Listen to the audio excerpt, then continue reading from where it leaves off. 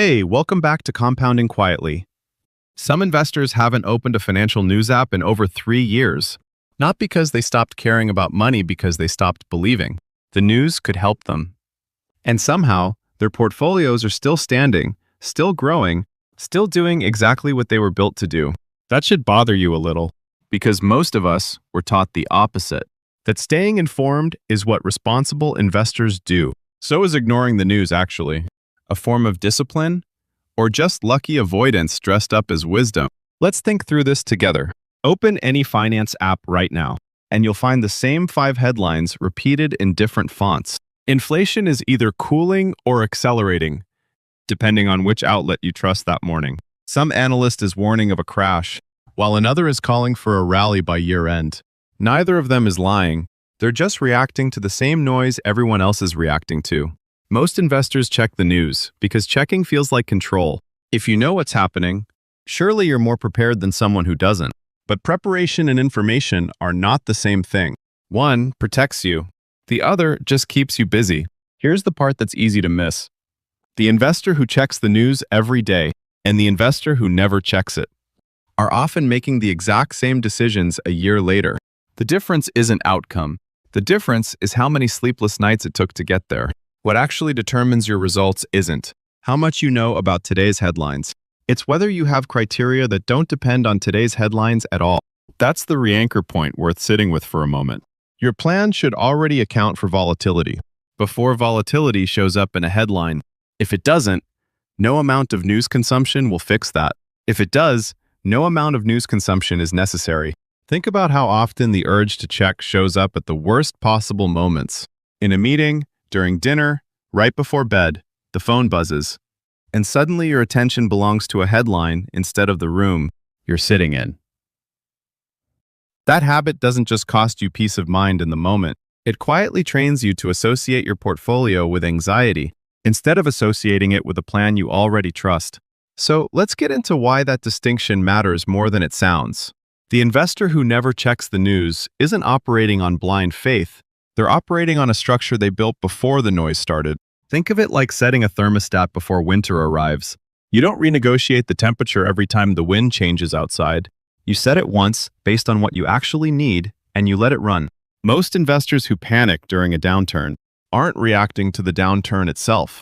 They're reacting to a headline that described the downturn in dramatic language. Picture an investor opening their phone at midnight after seeing a red alert about market turmoil. Their heart rate climbs before they've even read the second sentence. By morning, they've convinced themselves something needs to change immediately. Nothing about their actual financial situation changed overnight. Only their nervous system did. That's the real cost of constant news exposure for most long-term investors. It doesn't make you smarter. It makes you reactive.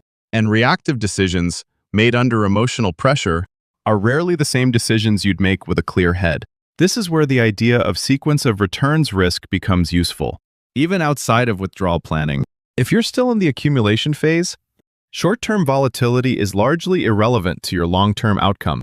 What matters is whether you keep showing up with the same behavior, regardless of what the headline says that week. Coming back to the original question, is never checking the news actually wise? It's wise if the criteria behind that silence were already built with intention. It's not wise if it's simply avoidance dressed up as a strategy. There's a real difference between an investor who ignores the news because they trust their structure and one who ignores everything because looking feels uncomfortable. The first investor has already done the work. They've decided what kind of market movement would actually change their plan and what wouldn't. The second investor is just hoping the discomfort goes away on its own. Imagine 2 investors holding the same portfolio through the same 6-month decline. The first one checks nothing because their plan already accounted for declines of this size. The second one also checks nothing, but only because the headlines made them too anxious to look. From the outside, their behavior looks identical. From the inside, one of them is calm because of clarity, and the other is calm because of denial. A year later, when the market recovers, both portfolios look fine, but only one of those investors actually learned something they can rely on next time. The other one got lucky. And luck is not a strategy you can repeat on command. This is why the judgment isn't about news consumption at all. It's about whether your decisions are anchored to criteria you set in advance, or to whatever you happen to feel that day. There's a related idea, worth naming directly.